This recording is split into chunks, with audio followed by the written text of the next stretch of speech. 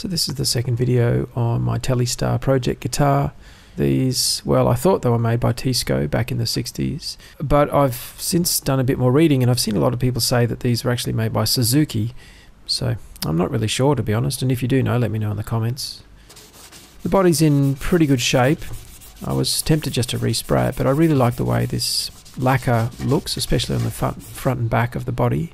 It's got that kind of cool old patination.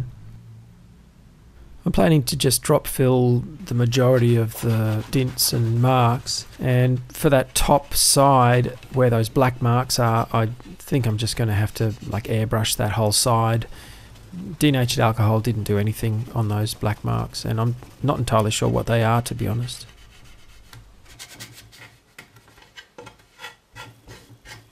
This is just some Tamiya pre-mixed red lacquer that I bought at a hobby shop. As is, it's actually a pretty good match, but I did end up tweaking it with some blue alcohol ink and I think a little bit of black proof tint as well. Most paints will change colour as they dry. Usually they kind of deepen in their colour. The hot air gun sort of gets it going, and it helps in this process where I'm just trying to hone in on the colour quickly. But I'll leave it overnight before I judge the final colour and how closely it matches the body.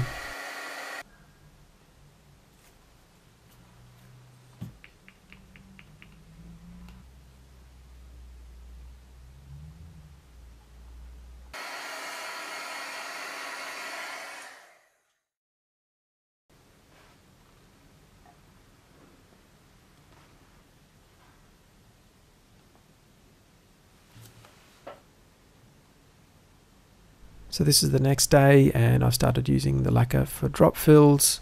I'll leave it overnight and then I'll put the drop fills on the front, and then I'll leave that overnight and do the same thing on the back again, topping them up. You need to leave it at least a day between fills because they sink down, and then you can top them up. And then before your final sand and buff, you typically need to leave lacquer like this at least a week, and in cold weather even longer.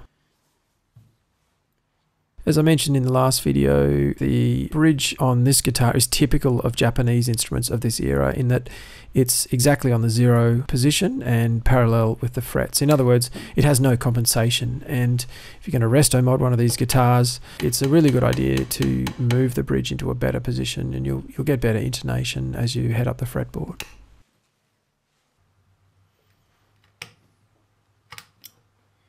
Did end up lacquering over these fills, even though they'll be covered if I use the original bridge, but I have been toying with the idea of installing a Tune-o-matic.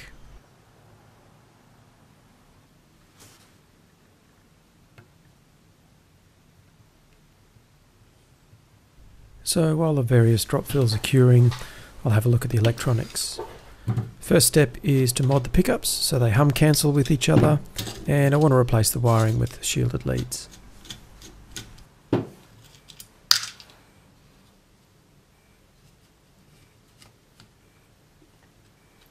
These pickups are about as simple as it gets. A single ceramic magnet and a plastic bobbin, single coil.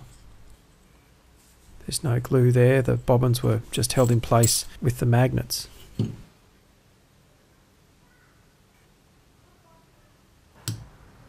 I've shown this in other videos.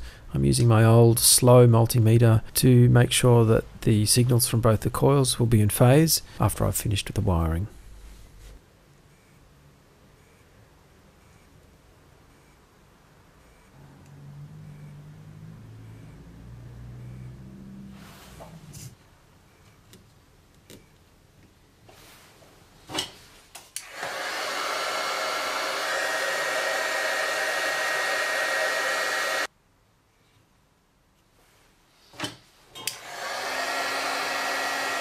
Pickup was really easy to disassemble, nothing was glued, but it also means they can be very microphonic. It's rare that ceramic pickup magnets like this lose any strength even after all these years, but since they were loose, I figured it couldn't hurt to run them through one of my charging jigs. It's not easy to see here, but since these pickups don't have any height adjustment, I'm reinstalling the magnets on a very slight slant. They'll be just a bit higher on the treble side. And along with the magnets, I'm also gluing the bobbins in place, and that's to cut down on microphonics. I was tempted to pot the coils, but I don't want to completely kill all the character in the pickups. If I find they squeal with high gain, I can always come back and do that at a later date. This is the bridge pickup. I flip the magnet and reverse the hot and cold wires, so now the guitar will hum cancel and both pickups are selected. And I rebuilt the neck pickup in a similar way, with the magnet glued at a slight slant and the bobbin glued down to the cover. Plus, of course, I replaced the wires with shielded leads, except I used a separate shielded lead for the hot and cold, since I'm planning a series parallel switch. These knobs look quite modern actually, but believe it or not, they're original to the guitar, and this one's got a little bit of damage, and it's probably because someone's tried to lever it up just from one side. And really, when they're very tight like that, you need to lever them up from both sides at the same time and very gently.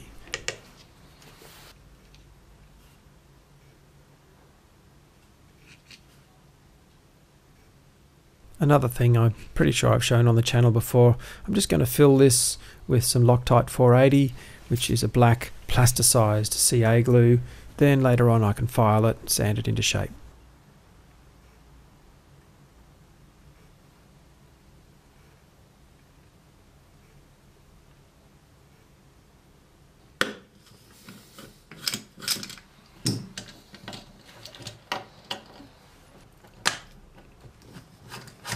So this jack looks original, but it was pretty scratchy in testing, so I'll definitely replace that with a good Switchcraft jack.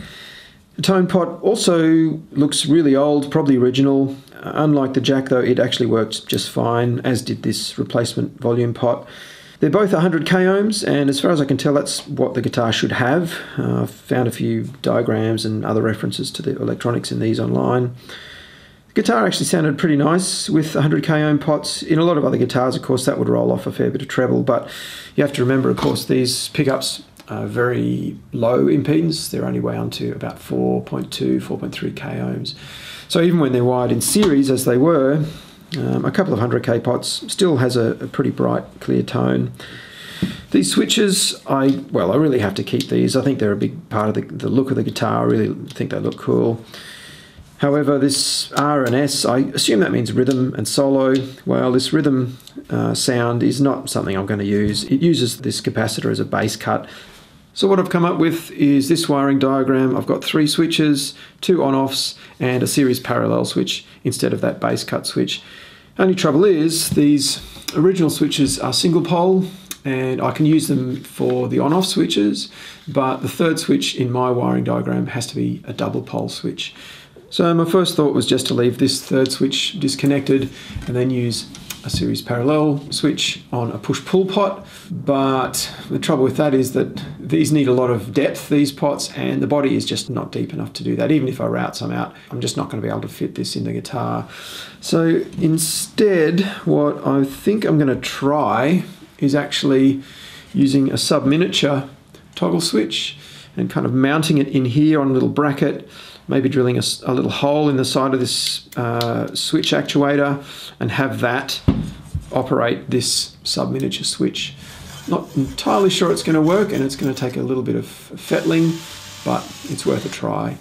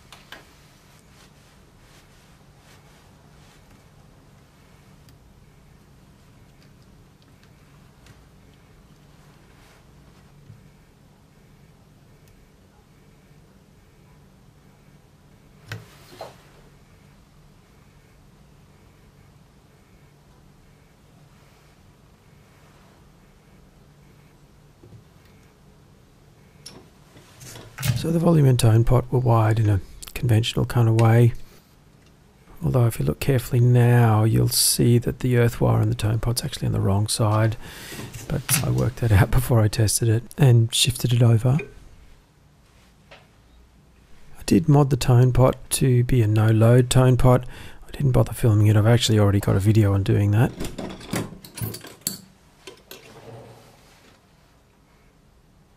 Right, here's a top soldering tip. Notice I'm using an aluminium heatsink clip on the braid. sleeve lug on the jack is a pretty hefty thing to solder up to. Plus, of course, this jack is bolted down to a big metal pick guard, which kind of sucks a bit of heat out of the part as well. So I've cranked my iron up to 450C or thereabouts, and soldering those twisted up earth wires along with the braid to that lug, well, along with the extra heat of the iron and the little bit of extra time I spend on the joint to make sure it's flowed properly, well, there's a good chance that without that heat sink, the heat would flow down the braid and into the lead and then sort of melt through the inner insulation and cause a short.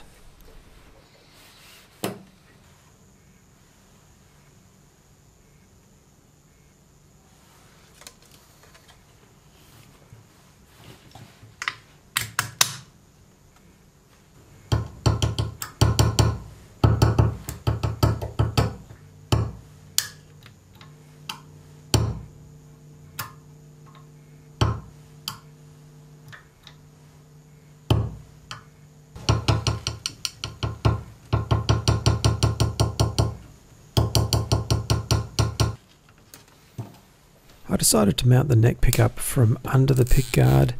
I'm not entirely sure if the guard will actually sit right on the body with the pickup flange underneath it like that, but it's worth a shot just to get the pickup down a few millimeters. These of course don't have height adjustment, and this will get it down and away from the strings a bit, and with any luck I'll avoid having to shim the neck heel. Plus it should also give the pickups as a pair a more even output.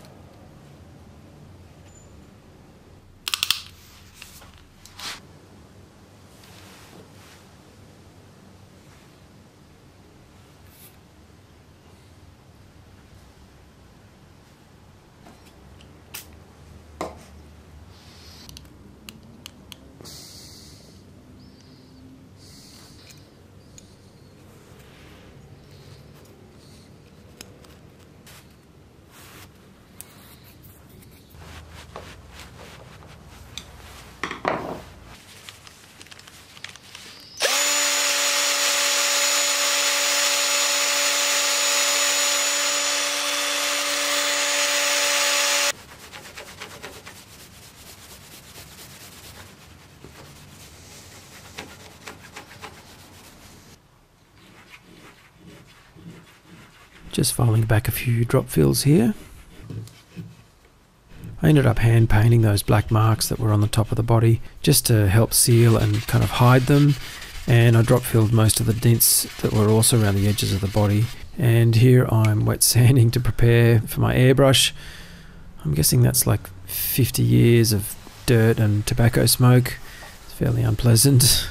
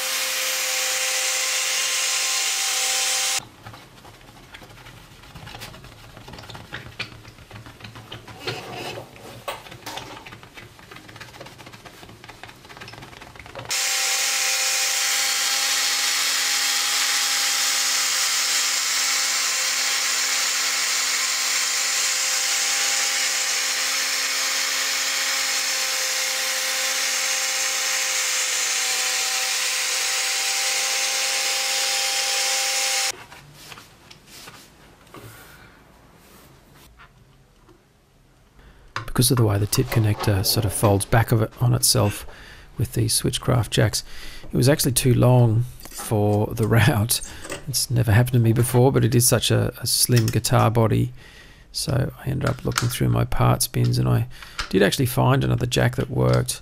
So I put it in. It's been used before, but I'll see how it goes.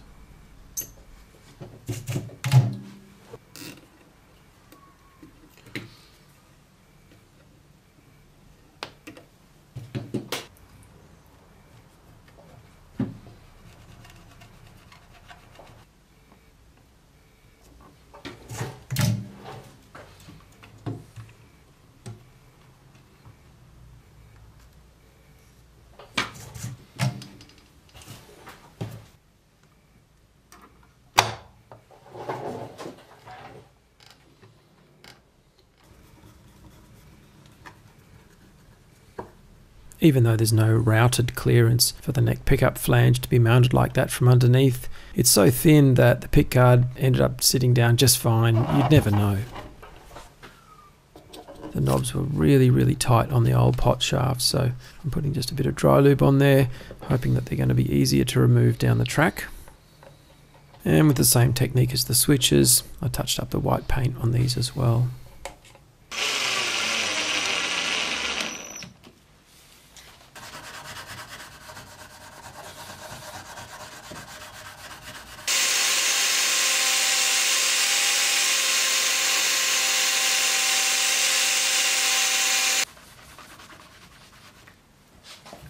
I ended up filling the tailpiece screw holes because I wanted to get the neck and bridge alignment perfect. So I projected lines from each side of the neck and the center of the fretboard so I can work out where everything should be.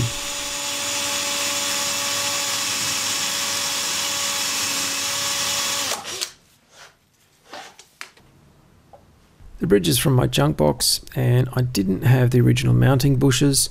The uprights are M4, so I epoxied in a couple of nutserts just from the hardware store. They don't have a very long threaded portion though, so later on, off camera, I extended the holes into the timber with a 3mm bit and chased it with an M4 tap. This also cleared any epoxy from the threads, and it meant I didn't have to shorten the uprights.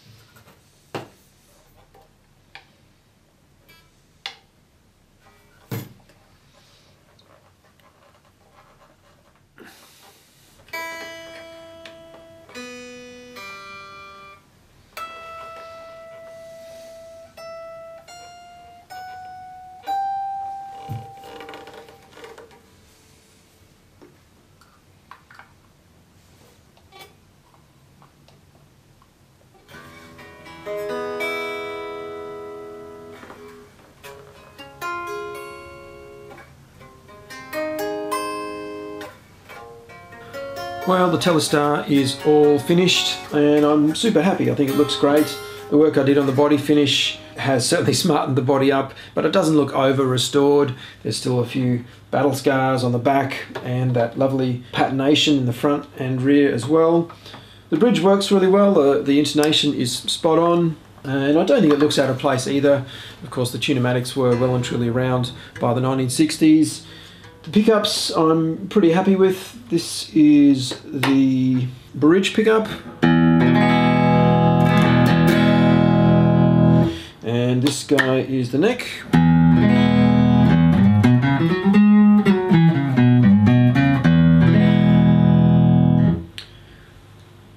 You might be able to hear some humming, and since I modded one of the pickups, I can get hum cancelling with both of them switched on.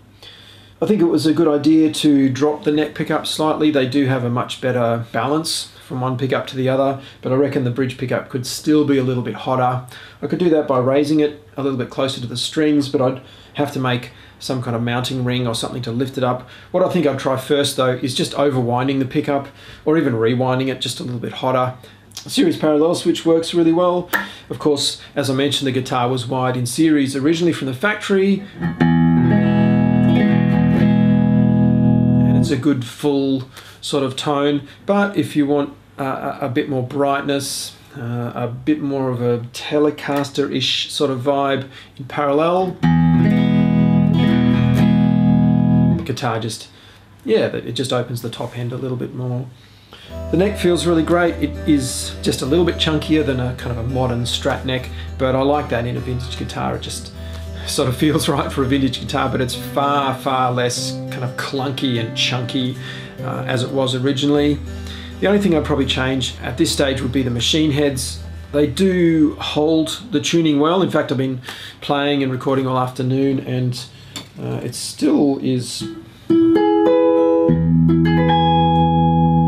Yeah, it's still in tune. I haven't retuned, but even though I serviced them and glued the bushings in and everything, and they do work just fine, there's a little bit of excessive wear in the gearing, but that's understandable for a guitar that's well over 50 years old.